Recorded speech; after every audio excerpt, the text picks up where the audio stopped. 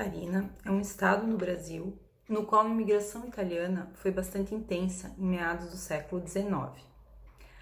Até os dias atuais, os descendentes desses imigrantes estão presentes na região, predominantemente no sul do estado e no oeste, onde os migrantes italianos provenientes do estado do Rio Grande do Sul se instalaram em uma nova leva de ocupação. Essa imigração influenciou os nossos costumes, a nossa culinária, o nosso modo de vida, a língua e a arquitetura catarinenses. Tal influência pode ser observada até hoje. Especificamente em relação à arquitetura, tema dessa Bienal, o legado da colonização italiana se percebe principalmente nas edificações em pedra do sul do estado e em madeira, estas encontradas com maior frequência na região oeste. Além disso, na região norte e Vale do Itajaí, há uma arquitetura mesclada com arquitetura proveniente da imigração alemã, gerando assim um novo tipo de arquitetura, diferente da arquitetura clássica italiana. Entretanto, em que pese o afinco dos descendentes e entusiastas em manter vivas as tradições advindas da Itália e adaptadas à realidade de produtos e materiais locais, fato é que muito desse patrimônio vem se perdendo, sendo substituído tanto devido ao desinteresse dos mais jovens pelos antigos costumes, quanto pela necessidade de adaptação à vida contemporânea e à sua realidade de novos produtos que por vezes geram mais conforto físico às edificações ou mais facilidade que a produção artesanal. Por isso, essa Bienal italiana é tão importante para o Brasil, para que se possa discutir conjuntamente algumas soluções para que esse patrimônio tão rico e representativo não desapareça.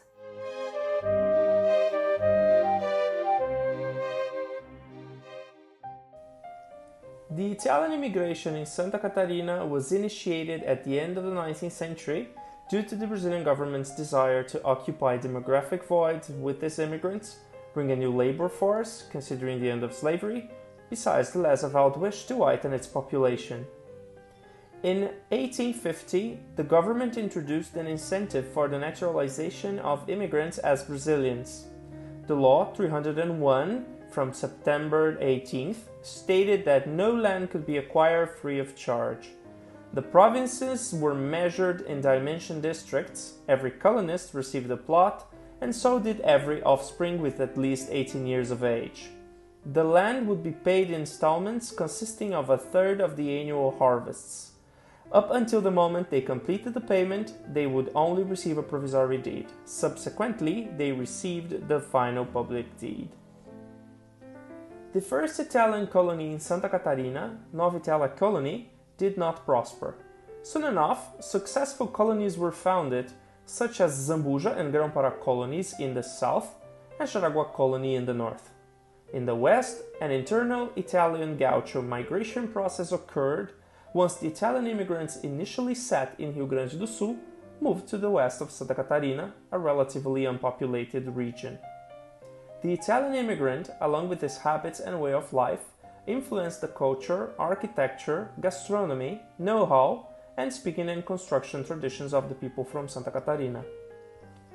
The familiar artisanal industries showed great vitality since the first years of the colonization, producing and providing maintenance for domestic utensils and agricultural implements, as well as processing colonial products.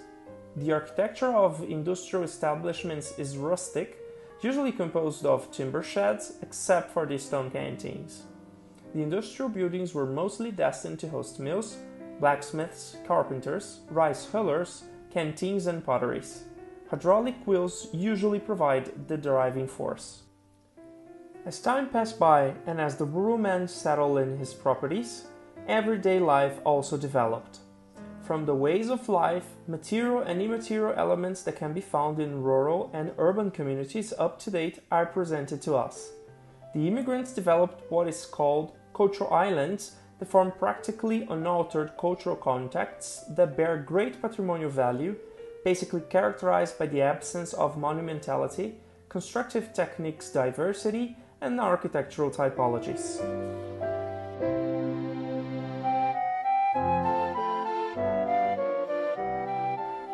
The Italians brought to the lands of Nova Italia colony, currently the municipality of San João Batista, had the city of Genova as their origin. The fertile lands were divided according to the number of members of each family that would receive definitive ownership of the plots after working for 10 years on them. The first colonists started building this small neighborhood while surviving from agriculture, native timber extraction, and the production of sugar and wheat mills.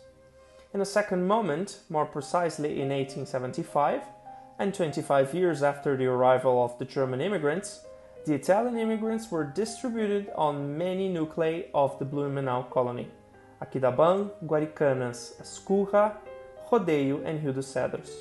In the same year, Nova Trento and Porto Franco, both colonial districts of the Itajaí-Brusque colony, also received Italians. In Brusque, the Italians occupied many lines of the German colony from 1876 onwards. The Luiz Alves colony was founded in 1877. Situated by the Itapucu River's margins, the lands destined to the Jaraguá colony were also part of the wedding dowry of Princess Isabel. The measurement of the princess' patrimony was initiated in 1872 and, in 1879, the first German immigrants arrived via the Dona Francisca colony. The Italians came right after, remigrating from the Blumenau colony, especially from Rio dos Cedros. Regarding the architecture, it is noticeable that the arrival of the Italian immigrants a few years after the German colony's implementation has given way for a new mix. The classical elements of Italian architecture were incorporated into the German Fachwerk structure. In the Itajaí Valley, the Italian immigrants, primarily located at the margins of the colony, incorporated many of the traditions previously developed by German colonists. They built using timber and, most importantly, fired bricks, the standard materials of the German Brazilian buildings. It is perceptible the insertion of, among other elements, the full arches in the composition of frontal facades and building porches. The Italians established in the medium Itajaí-Açu Valley and Itajaí-Mirim received significant influence from the Germanic context. Fachwerk houses inhabited by residents with Italian last names happen everywhere, like in Rodeio and Rio dos Cedros. In some places, where Italian colonists kept a distance from the German nuclei, exemplars closer to classical Italian architecture can be found. The characteristic includes the volumes, the proportions, the roof structures, and the constructive technique employed. The influence of the Italian element in the region is easily perceptible within the landscape, the architecture, and the population's habits. In the German colony's domain in the Itajaí Valley, a fusion between constructive cultures happened. In these areas, brick masonry was frequently employed along with the volumetric typologies of German origins. For arches, porches, and detached kitchens denote the Italian presence in the region.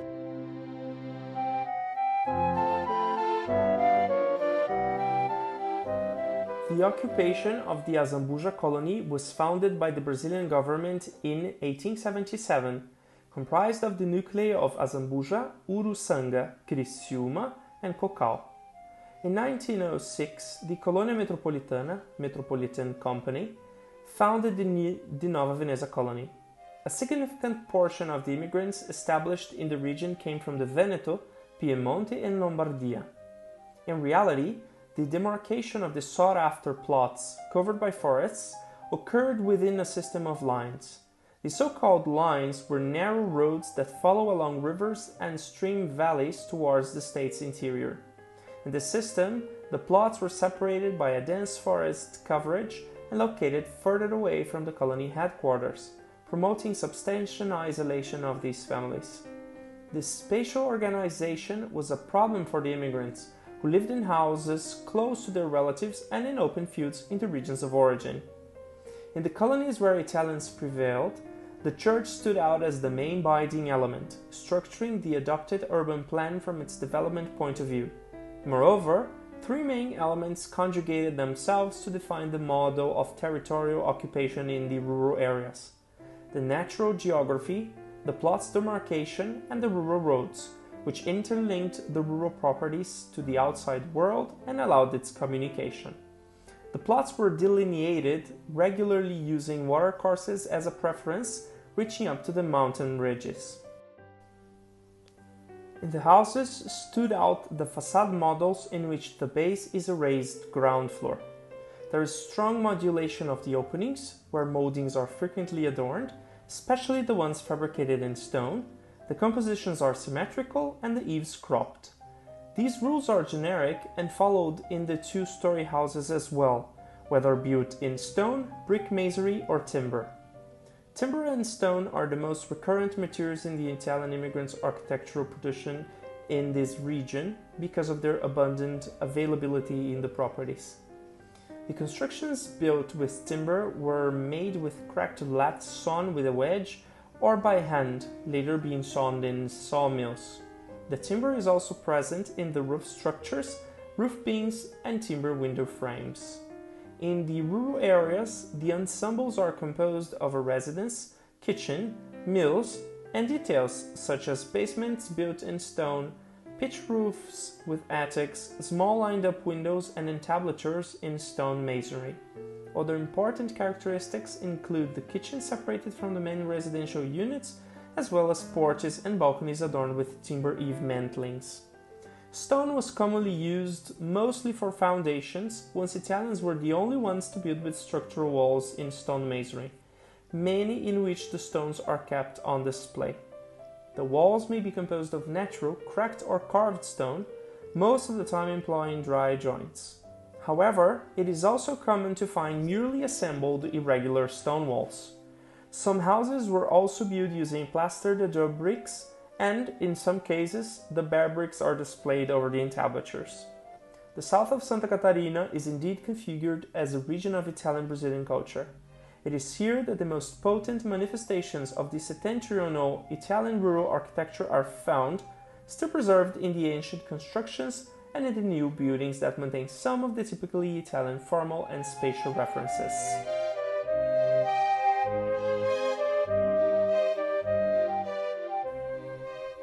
In the west of Santa Catarina, Italian immigrants descendants from Rio Grande do Sul massively migrated by the first decades of the 20th century, especially after the Contestado War in 1916.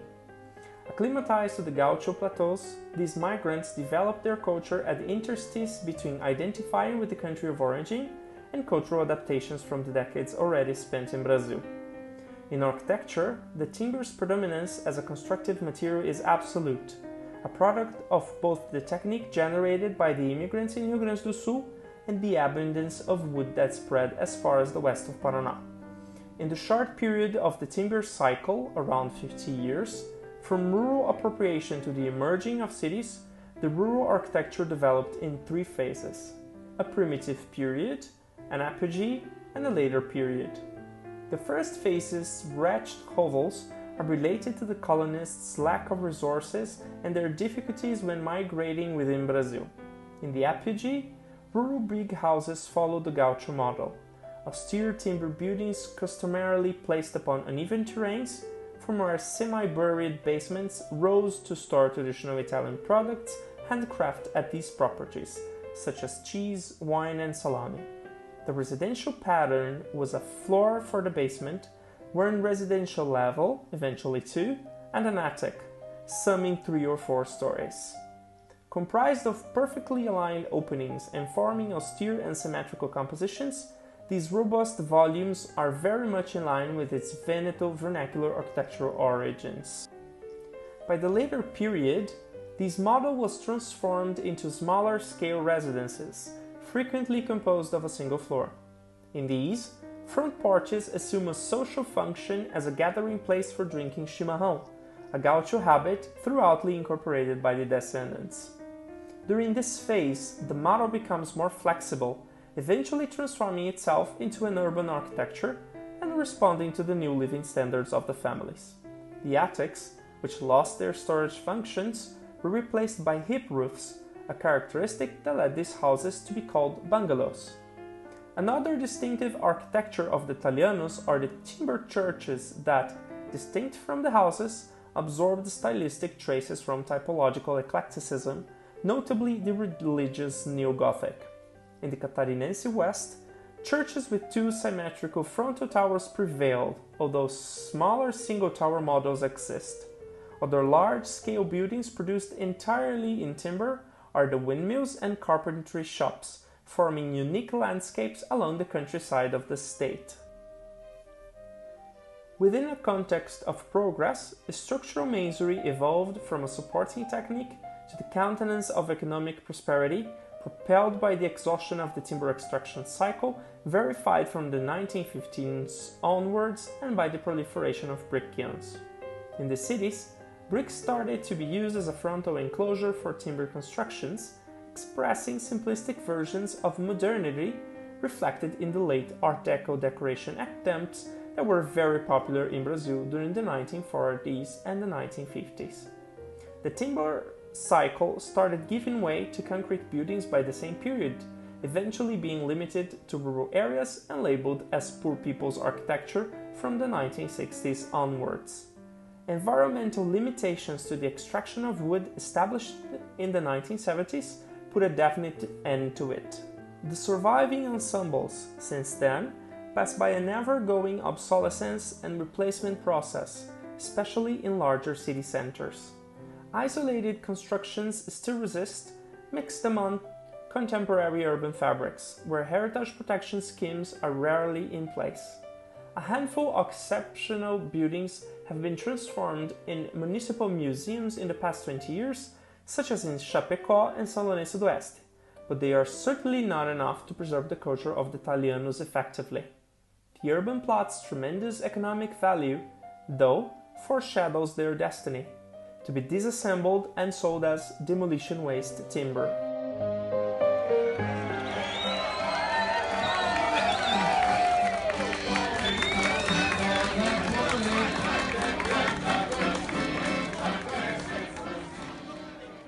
The Italians that migrated to Brazil brought their cultural references along with them. These references have been modified and adapted to the new land's reality and, as a result, generated new habits based upon the traditional customs of the European immigrants. In Santa Catarina, it is still widespread in the Italian immigrants and their descendants' communities the presence of not only the architecture with the same materials and traces brought along from the motherland, but also the culinary, the festivities, the traditional costumes, the songs, the dance, the games, and the language, usually dialects. They built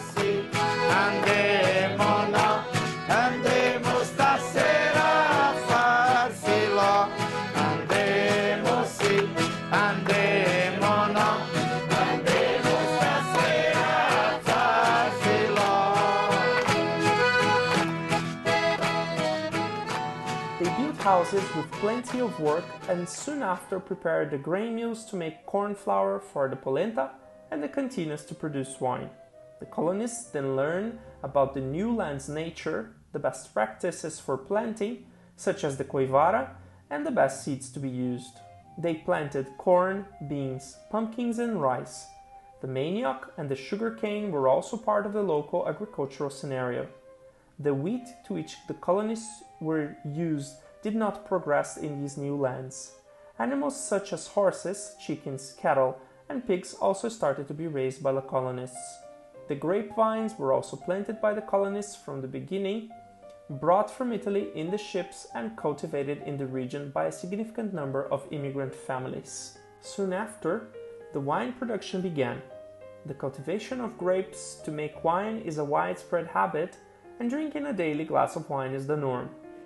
Patate doce, queste le cucche, questo è il tradizionale fregola, questi cioccolette, queste fugassi, queste le colombette. In the gastronomy, even with the variations influenced by the scarcity of Italian ingredients and the abundance of others here in Brazil, the polenta, the salami, the cheese, the frutaya, and the pasta remained as the indispensable descendants' daily basis foods. The festivities with typical dances and chantings, such as the filó, a simple party in which the community gathers to celebrate and share traditional dishes, concentrates many activities that the immigrants and their descendants enjoy partaking in, such as card games, as bisca and canastra, chit-chatting, and even dating. The language is another memorable element that symbolizes belonging to their old world. Here, the language was transformed into a dialect, the Italian, a variation of the mother tongue that is still spoken and practiced. There are radio stations, chanting groups, sing chores, theater groups, and festivities where the dialect is maintained. Around the state, many community associations aiming to keep traditions alive can be found, dedicated to its diffusion and propagation.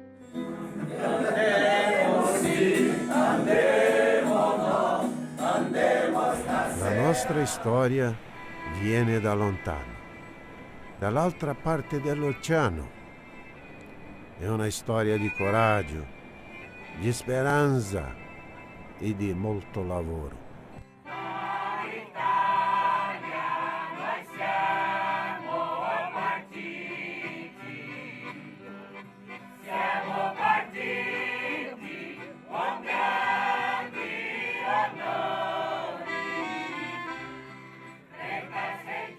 Nós sonhávamos com uma terra melhor, um pedaço de chão para plantar, colher e criar nossos filhos. Por isso, partimos. Atravessamos um oceano em busca de sonhos e chegamos na América.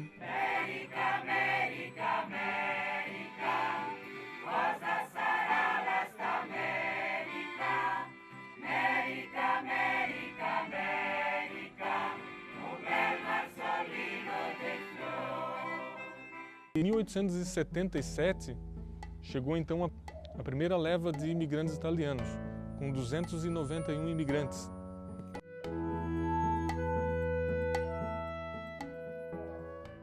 Então veio o meu avô e a minha avó.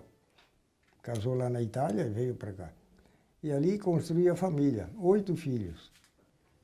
Naquela época teve. E foi uma dificuldade construir casa assim. Naquela época, devido à falta de transporte, era assim, conseguia juntas de boi para puxar madeira da Mata Virgem. E teve diversos italianos, companheiros do meu avô, que eles queriam ir embora de volta para a Itália, porque encontraram muita dificuldade. Não tinha meios de recurso e tudo mais. Mas, por falta de dinheiro, não foram mais.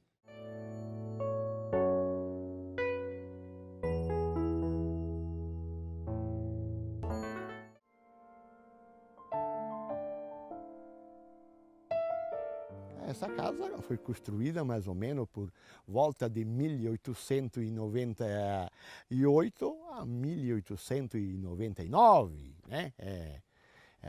Isso corresponde mais ou menos a 114, 115, pouquinho mais, pouquinho menos, né? E construída pelo meu nono e pelo meu bisnono, né? Ah, será madeira? Era tudo na mão, né? Manual.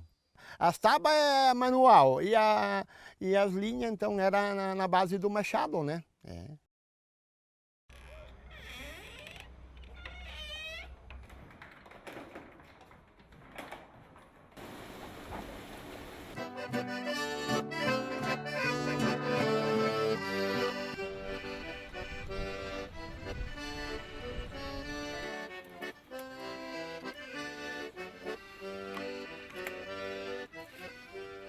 O meu avô, ele fez uma plantação de parreira, naquele tempo era a parreira Isabel. Era a uva que predominava aqui na região, que trouxe as mudas da Itália. Era um vinho muito bom, vinho tinto.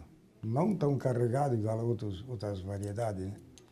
E assim, então, era feito o vinho e era amassado a pé. O pai com balaio de taquara, feito com cipó e balaio de taquara, né?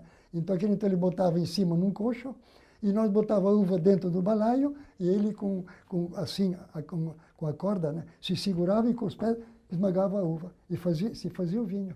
E depois de feito o vinho, era consumido tanto na família, como era vendido. Viva a nossa história, os nossos italiani!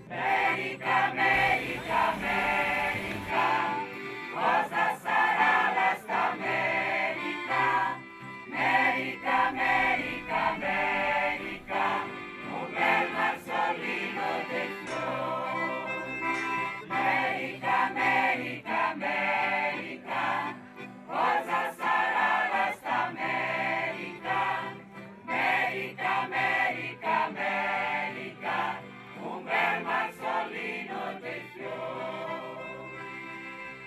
Ah sì, arrivederci a tutti gli altri. Fino un'altra volta se ci vediamo, grazie a Dio.